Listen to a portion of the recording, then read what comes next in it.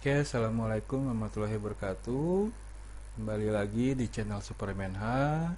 Kali ini kita akan bahas materi mengenai administrasi jaringan. Pokok bahasan yang akan kita kaji kali ini adalah scaling VLAN. Nah, ini VLAN ini mungkin bisa dikatakan suatu kemampuan yang harus dimiliki oleh seorang administrator jaringan nih dalam mengelola suatu jaringan yang bisa kita katakan jaringan yang udah skala menengah ataupun skala besar. Nah, ini perlu kita terapkan mungkin ya, mungkin bisa dikatakan efektif dalam jaringan yang kita kelola nanti. Oke, pertama kita bahas mengenai konsep dasarnya nih mengenai VLAN atau virtual LAN. Yang disebut dengan VLAN atau virtual LAN merupakan sekelompok perangkat pada satu LAN atau lebih gitu ya, beberapa segmen yang dikonfigurasikan sehingga dapat berkomunikasi seperti halnya bila perangkat tersebut terhubung pada jalur yang sama. Jadi bisa saling berkomunikasi, padahal sebenarnya perangkat tersebut berada pada sejumlah segmen LAN yang berbeda. Nah, itu bisa berkomunikasi. Nah, itu konsep dasarnya. Kemudian dengan VLAN ini atau virtual LAN ini memungkinkan seorang administrator jaringan untuk mengelompokkan host bersama walaupun host tersebut tidak terhubung langsung ke switch jaringan yang sama. Jadi beberapa segmen jaringan kita hubungkan gitu ya dalam penerapannya. Nah, itu bisa saling terhubung dalam penggunaan VLAN ini. Nah, kemudian kita lihat keuntungan menggunakan VLAN nih. Seorang administrator kalau menggunakan VLAN di jaringan yang dia kelola, beberapa keuntungan yang bisa didapatkan. Yang pertama security atau keamanan. Nah, keamanan di sini adalah keamanan data dari setiap divisi mungkin ya, kalau dalam suatu jaringan di suatu perusahaan dapat dibuat tersendiri. Jadi masing-masing divisi dibuat tersendiri, segmennya bisa dipisah secara logika, lalu lintas data juga dibatasi per segmennya. Jadi memungkinkan data yang ada di suatu divisi tidak bisa diakses oleh divisi lainnya. Nah, itu dengan penerapan VLAN, keuntungan yang pertama yang kita dapat adalah security atau keamanan. Yang kedua adalah cost reduction, masalah biaya biasa kita hemat gitu ya. Penghematan seperti apa? Penghematan biaya pastinya dihasilkan dari kita tidak memerlukan lagi biaya yang mahal untuk upgrade jaringan, untuk penambahan misalkan perangkat baru ataupun penambahan host baru dan sebagainya, dan juga lebih efisien dalam penggunaan bandwidth ataupun uplink yang tersedia. Nah, itu dengan penerapan VLAN keuntungan juga. Kemudian yang ketiga, keuntungannya kita dapatkan higher performance atau performa yang lebih tinggi. Nah, sini dengan pembagian jaringan di layer 2 pada penggunaan switch ke dalam beberapa kelompok broadcast domain yang lebih kecil. Nah, tentunya akan mengurangi lalu lintas paket data yang tidak dibutuhkan dalam jaringan. Itu keuntungan keempat. Berikutnya keuntungan tadi ketiga ya, karena keempat broadcast storm mitigation atau mitigasi terhadap badai broadcast atau broadcast domain yang terjadi. Nah, di sini dengan pembagian jaringan ke dalam beberapa VLAN akan mengurangi banyaknya device yang ada yang digunakan dalam pembuatan broadcast storm. Nah, ini terjadi karena adanya pembatasan broadcast domain per masing-masing segmen tersebut. Kemudian keuntungan berikutnya adalah improve IT staff efficiency. Ini bagi administrator, dia lebih efisiensi saat dia melakukan improvisasi dalam jaringan yang dia kelola. Keuntungannya seperti apa? Nah, ini dengan menggunakan VLAN memudahkan dalam hal manajemen jaringan pastinya. Karena pengguna yang membutuhkan sumber daya yang dibutuhkan berbagi dalam segmen yang sama. Nah, itu keuntungannya. Keuntungan berikutnya adalah simpler project or application management. Dalam hal manajemen lebih mudah nih lebih mudah dalam penerapan di dalam sebuah jaringan komputer. Seperti apa keuntungan yang didapat? Yaitu VLAN menggabungkan para pengguna jaringan dan peralatan jaringan untuk mendukung suatu jaringan di suatu perusahaan, dan juga menangani permasalahan kondisi geografis atau kondisi yang ada di dalam suatu gedung, misalkan ada penempatan di lantai 1, lantai 2 dan seterusnya, yang masing-masing mungkin memiliki divisi yang berbeda gitu ya, divisi yang berbeda dalam satu lantai. Nah, itu lebih memudahkan kita dalam manajemen di dalam jaringan yang kita kelola dengan penerapan dari VLAN ini sendiri. Yaitu beberapa keuntungannya kalau kita menerapkan virtualan di dalam jaringan yang kita kelola. Nah, berikutnya dari pengguna adalah VLAN Tracking Protocol atau VTV. Kalau secara dasar VLAN yang kita pelajari mungkin di materi sebelumnya itu adalah penerapan dalam satu switch bisa kita hubungkan untuk beberapa segmen. Nah, sekarang bagaimana nih kalau penggunaan beberapa switch yang masing-masing memiliki VLAN-VLAN yang berbeda? Nah, itu untuk bisa saling berkomunikasi kita perlu menerapkan yang disebut dengan VTV di sini, atau VLAN Tracking Protocol. Apa itu VTV atau VLAN Tracking Protocol? Nah, VLAN ini pada dasarnya sih tracking, dia mengizinkan komunikasi antara VLAN yang sama pada switch-switch yang berbeda. Jadi dengan switch-switch yang berbeda, VLAN yang sama bisa saling terhubung gitu ya. Nah, ini dengan penerapan VTV atau VLAN Tracking Protocol. Nah, VTV ini dia menggunakan frame tag di paket data yang dikirim gitu ya dalam satu jaringan untuk menandai suatu frame dari suatu VLAN. Makanya bisa terhubung walaupun menggunakan switch yang berbeda. Nah, VTV di sini menyediakan metode untuk tracking agak antar perangkat atau antar VLAN. Dia menyediakan metode tracking di sini. Kemudian VTV juga digunakan untuk menjaga konsistensi VLAN dalam melakukan penambahan, penghapusan, dan perubahan VLAN di dalam suatu jaringan. Jadi metodenya dengan VTV ini nanti kita menerapkan ada yang disebut dengan VTV server dan VTV client. Nah, kemudian kita penambahan, penghapusan, atau perubahan VLAN kita lakukan di VTV server aja satu.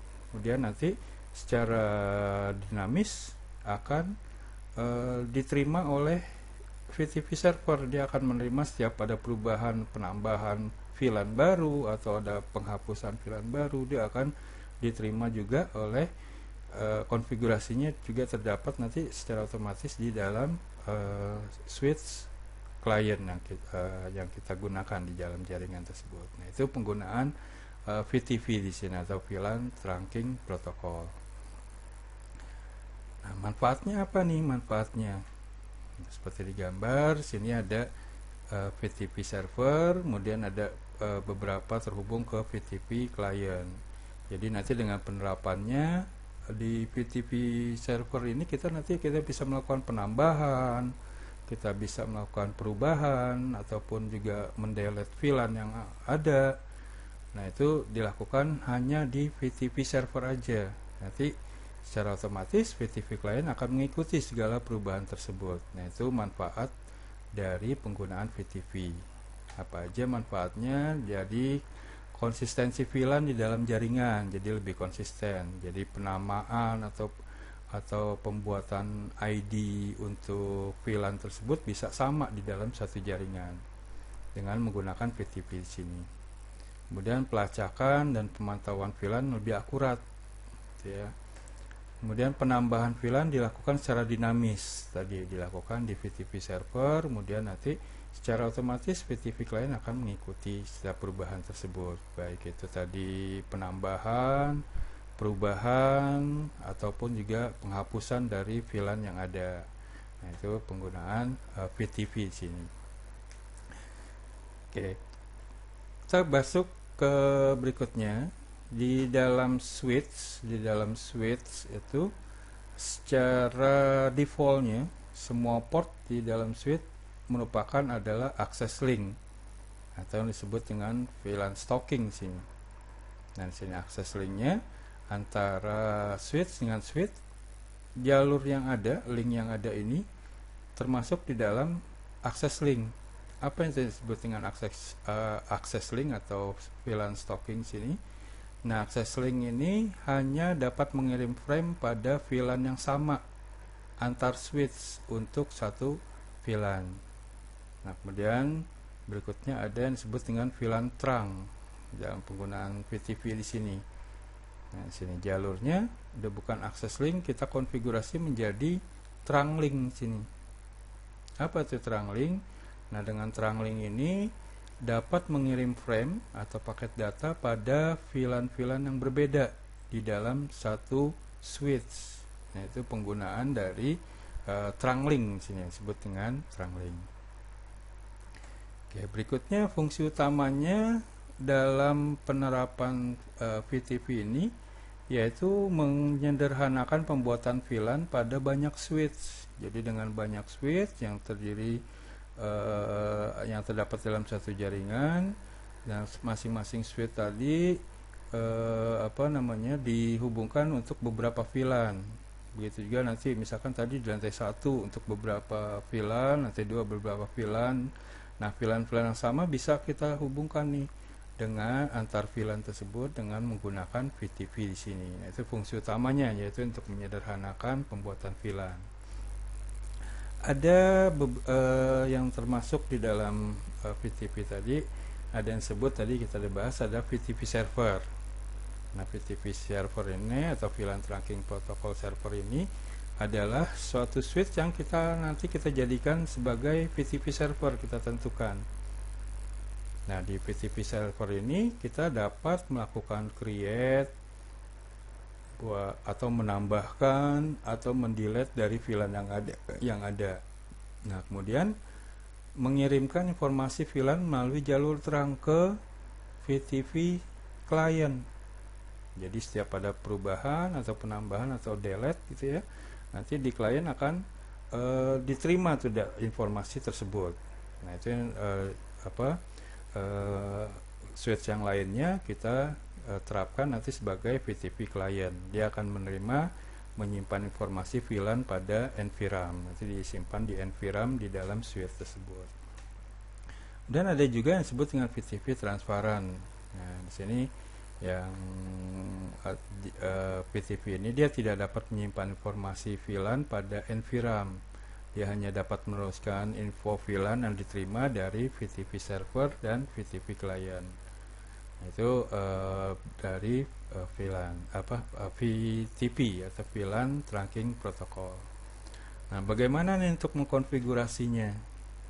Misalkan di sini ada suatu jaringan komputer yang terdiri dari 3 VLAN, VLAN 10, VLAN 20, dan VLAN 30. Di switch 2 terhubung VLAN 10, 20, dan 30. Begitu juga di VLAN 10, VLAN 20, dan VLAN 30 kita terapkan. Nah, ini dalam menerapkannya antar switch ini kita jadikan sini satu switch yang kita sebut dengan VTP server. Nah, jalurnya ini jalur yang dijalankan merupakan atau kita bentuk menjadi trunk link tadi nih, agar bisa menghubungkan beberapa VLAN yang dalam satu switch tadi ya. Bagaimana kita mengkonfigurasinya? Langkah-langkahnya, pertama kita konfigurasi VLAN database. Kita buat VLAN-VLAN yang ada gitu ya, yang akan kita create. Kalau di sini berarti 3 VLAN kita create, VLAN 10, 20, dan 30. Kemudian kita konfigurasi di VTP servernya nih. Dalam hal ini berarti di S1-nya kita konfigurasi, dan setelah itu kita konfigurasi VTP servernya ataupun nanti VTP kliennya dengan penamaan domain name dan password. Kita berikan password. Namun ingat, antara VTP server dan VTP client, nama domainnya dan password yang digunakan tuh harus sama, nggak boleh berbeda. Kemudian setelah itu, setelah kita konfigurasi VTP server dan VTP client, nah kemudian kita bisa cek atau kita verifikasi atau kita lihat konfigurasi dari VTP-nya dengan menggunakan perintah show VLAN brief. Nanti akan terlihat VLAN-VLAN yang sudah kita bentuk sini. Nah, kemudian di VTP servernya atau di S1-nya ya, tadi kalau menurut gambar sebelumnya, yang pertama kita gunakan perintah VLAN spasi VLAN numbernya atau VLAN ID-nya untuk meng-create VLAN. Nah, ini seperti ini contohnya tadi. Kita create pertama VLAN 10, kemudian boleh kita berikan nama masing-masing VLAN, misalkan VLAN 10 kita namakan dengan sales, VLAN 20 kita namakan dengan marketing, VLAN 30 kita namakan dengan accounting. Nah, ini kita create dari daftar VLAN yang kita akan gunakan. Oke, berikutnya kita lihat nih tadi show VLAN brief, kita gunakan perintah tersebut untuk melihat atau memverifikasi VLAN yang ada. Nah, ini dari yang sudah kita lakukan konfigurasi, kita gunakan show VLAN brief akan muncul mengenai keterangan mengenai VLAN yang sudah dibentuk. Masuk sini ada VLAN 1 defaultnya ya, VLAN yang dibentuk sales, marketing, accounting, VLAN 10, 20 dan 30, dan juga VLAN-VLAN yang default yang tidak bisa kita gunakan. Dan setelah itu kita lihat status dari VTP-nya. Kita verifikasi server di VTP-nya, kita lihat dengan perintah show VTP status. Nah, sini terlihat ada VTP versionnya, kemudian ada nama domain, gitu ya. Domainnya sini CCNA, misalkan, atau apapun namanya domainnya. Kemudian sini ada VTP operating mode-nya, berarti di switch sini kita jadikan sebagai VTP server. Dan sini juga ada configuration revision. Apa tuh configuration revision? Nah, ini setiap perubahan yang terjadi dalam penerapan di VTP ini, atau setiap pada penambahan VLAN atau perubahan terjadi pada VLAN yang kita create atau kita tambahkan atau kita delete dan sebagainya, itu akan dihitung oleh VTP server. Kalau di sini contoh di sini dia sudah melakukan 6 kali revisi dalam pembuatan VLAN ataupun perubahan yang terjadi pada VLAN-VLAN yang ada di VTP server. Nah, ini kita udah selesai nih dalam penerapan database-nya. Kemudian setelah itu kita berikan masih di VTP server, yaitu domain name dan password. Nah, bagaimana kita membuatnya? Dengan perintah VTP domain, kemudian spasi nama domainnya. Nama domainnya juga nggak boleh pakai spasi ya, satu kata kita gunakan untuk mengkonfigurasi domain name. Seperti ini contohnya. Jadi dengan perintah VTP domain, nah sini saya gunakan misalkan mau memberikan domain name-nya yaitu CCNA. Dan kita enter, dia akan menerangkan dari perubahan dari domain name nih. Domain name sudah berubah menjadi CCNA. Itu domain name. Dan bagaimana dengan password? Nah, dengan password perintahnya kita gunakan untuk membuat password di VTP server dengan VTP password, kemudian spasi passwordnya ya seperti biasa. Contohnya seperti ini. Kemudian sini dengan perintah VTP password.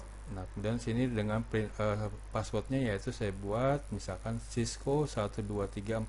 Nah, kemudian keterangannya passwordnya sudah berubah dan kita end.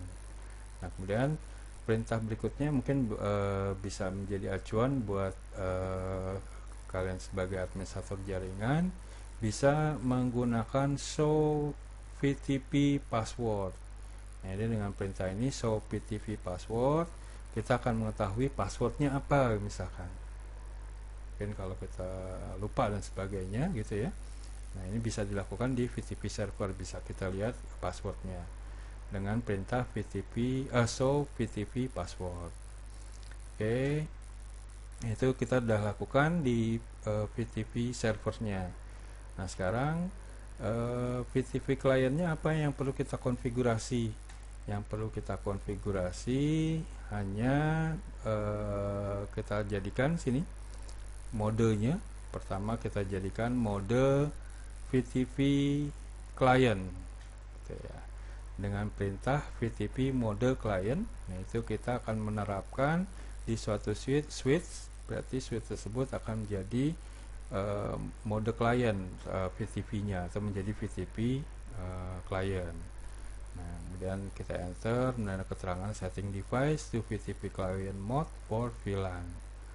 Kemudian kita tentukan secara manual nih, nggak bisa mengikuti dari server. Kita tentukan VTP domain CCNA, kan tadi kita udah buat di servernya domain CCNA. Nah, ini kita terapkan yang sama dengan perintahnya VTP domain. Nah, ini harus sama dengan servernya, yaitu tadi kita buat, yaitu CCNA.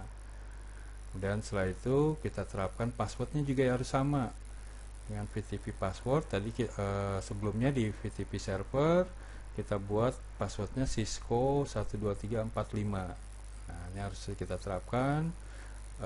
Pertama tadi mode client ya, mode client, kemudian kita tentukan sebagai client VTP client, kemudian kita buat domain name-nya dan passwordnya mengikuti apa yang udah kita buat di VTP server. Nah, itu harus sama, karena itu akan menjadi masalah nanti kalau domain name-nya ataupun juga passwordnya yang berbeda antara VTP server ataupun VTP client. Oke, kita kembali lagi ke VLAN range ID-nya di switch seri Catalyst 2960 ataupun 3560 ataupun yang lainnya ya, dari Cisco. Nah, itu umumnya terdapat lebih dari 4000 VLAN.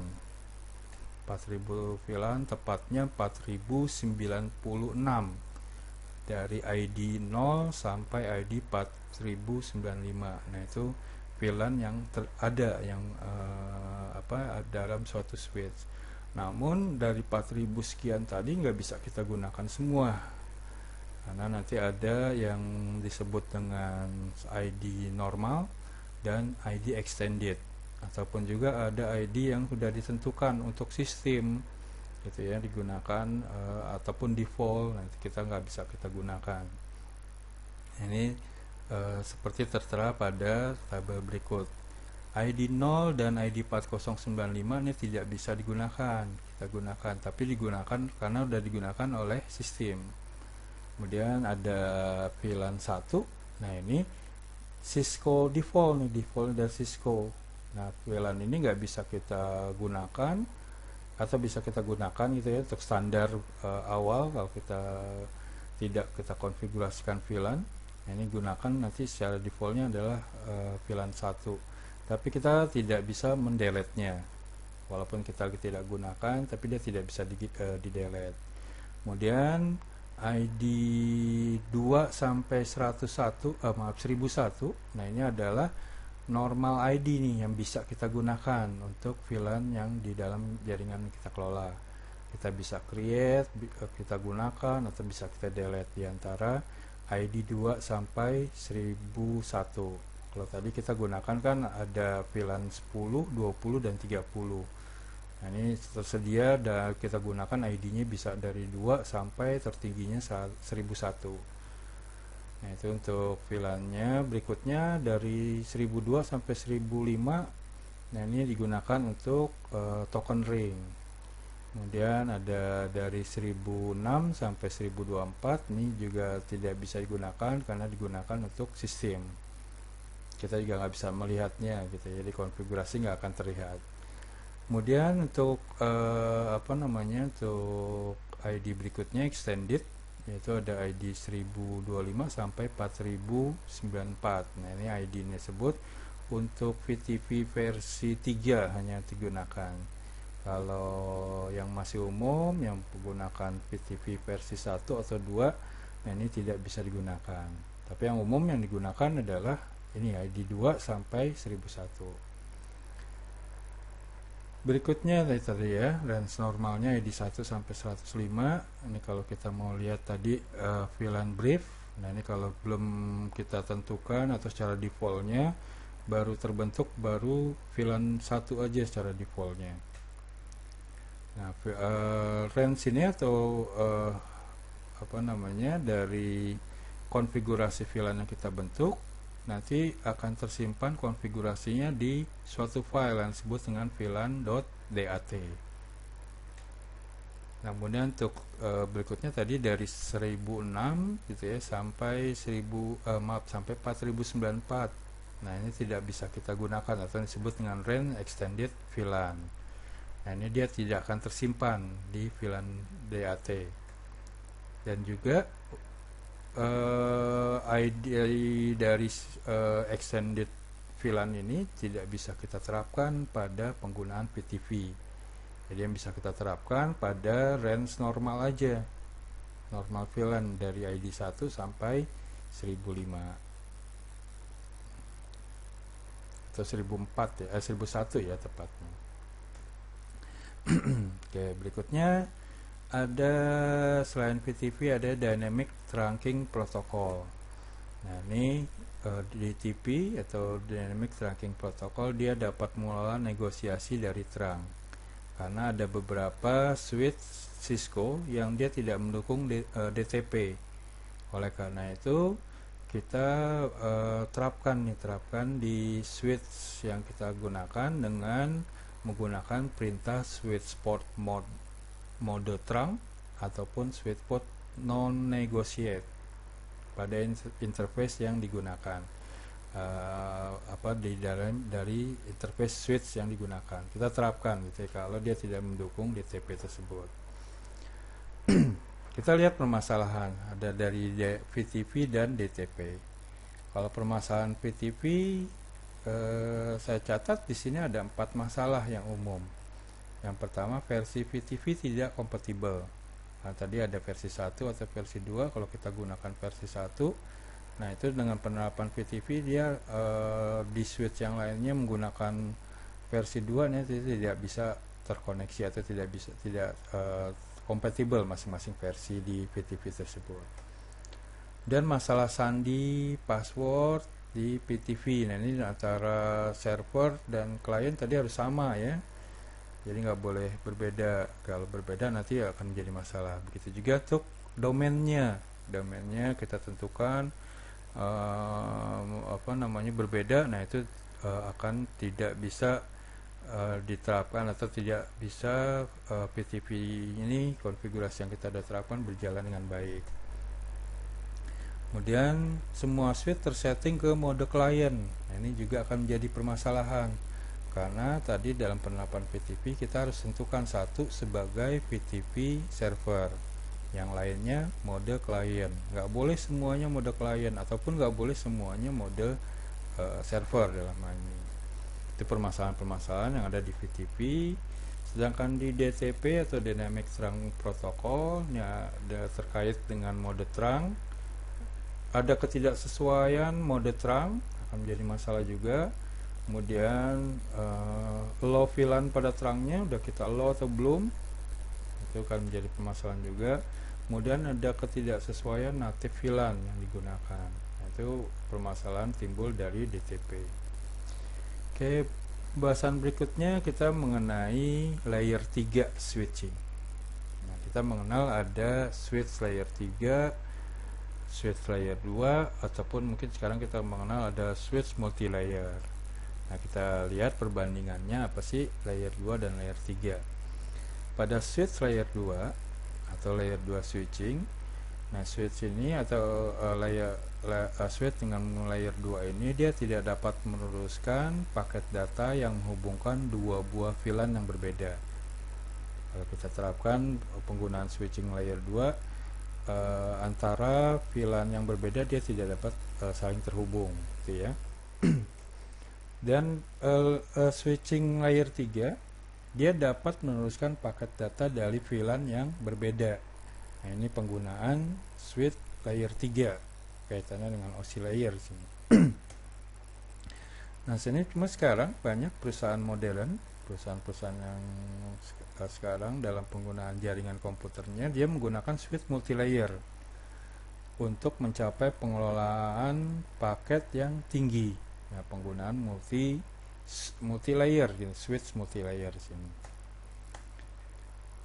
Nah, kemudian kita lihat masih di layer 3 switching.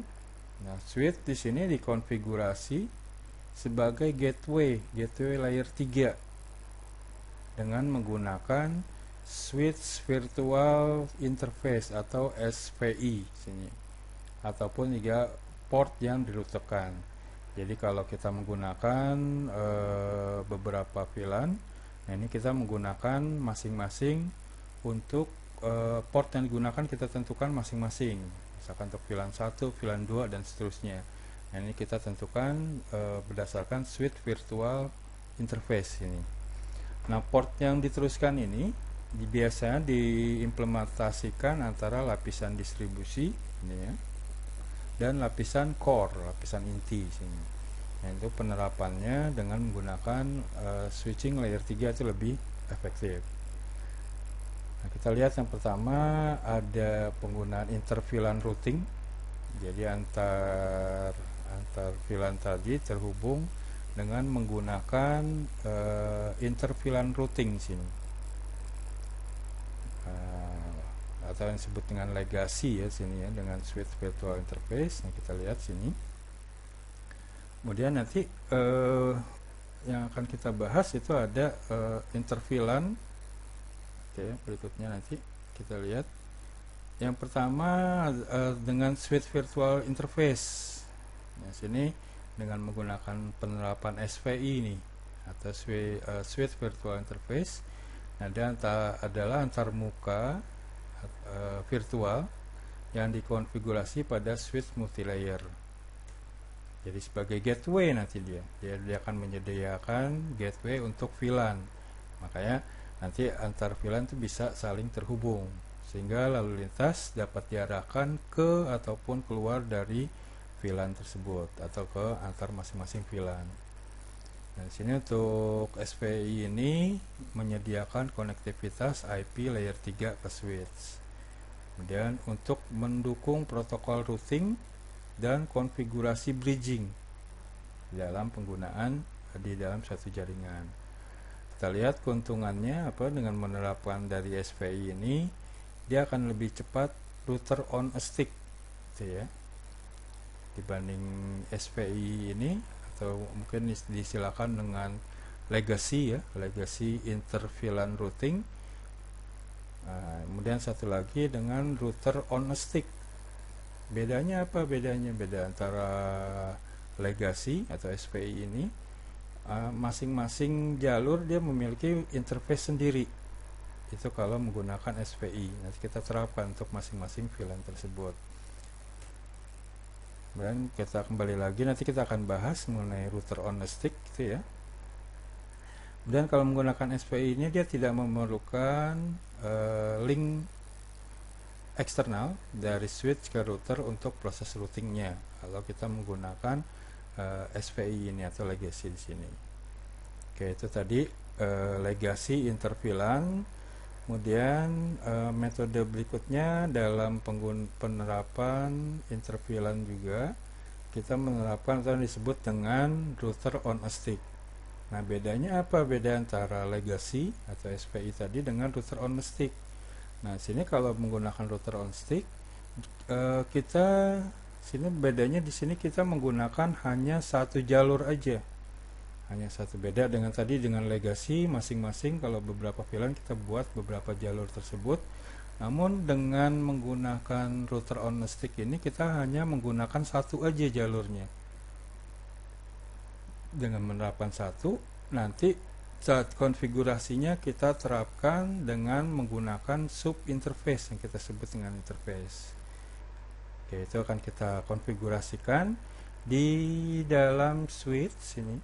pertama kita switch, kita tentukan untuk mode terang dan juga VLAN-nya nih misalkan. Kalau dari contoh gambar sini, pertama kita konfigurasi di switch di sini. Karena di sini ada VLAN 10 dan VLAN 30 yang kita gunakan. Dua VLAN 10 dan VLAN 30. Kemudian VLAN 30 sini terhubung misalkan ke interface-nya fast Ethernet 0/6. Sedangkan VLAN 10 terhubung ke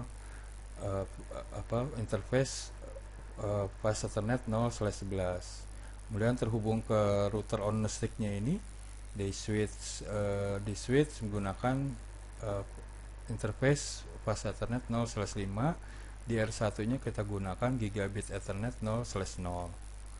Ini sub interface-nya nanti kita create, itu ya, nanti kita create yang pertama untuk, jadi dari satu interface ini G harusnya ya, sini bukan F, G 0/0 titik 10, kemudian G 0/0 titik 30.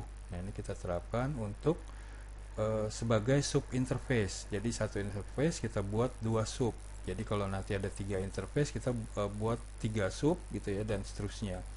Nah, kalau di contoh ini 2 sub untuk interface di VLAN 10 dan 30. Kita terapkan dengan sub interface. Ini jadi 0/0 titik 10 dan 0/0 titik 30. Nah, ini 10 kita terapkan untuk gateway-nya tadi ya. Gateway-nya 172.17.10.1. Nah, subnet masknya panjang prefixnya 24. Kemudian untuk sub interface yang digunakan untuk VLAN 10 kita gunakan gateway-nya 172.17.30.1.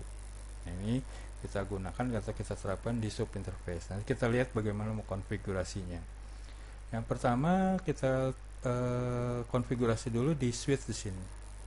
Kita create VLAN-nya, karena kita gunakan dua ya, VLAN 10 dan VLAN 30.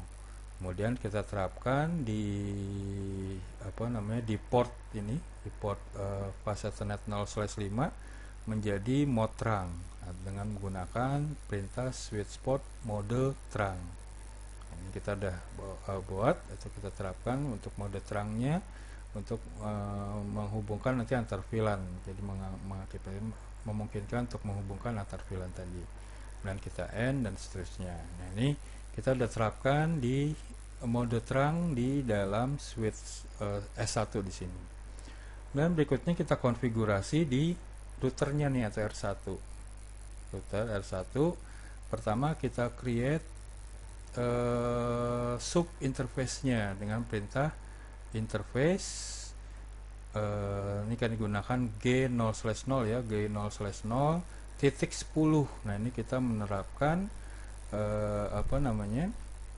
menerapkan untuk sub interface. Kita masuk di sub interface, kita terapkan sebagai encapsulation dengan perintah encapsulation.1q10. Nah, ini berarti nanti digunakan untuk VLAN 10 dengan kita berikan gateway-nya dengan IP address 172.17.10.1 dan subnet masknya /24. Setelah itu kita udah create sini di sub interface 10 untuk VLAN 10. Kemudian kita terapkan interface G 0/0.30. Nah, ini kita create sub interface 30 sini untuk VLAN 30.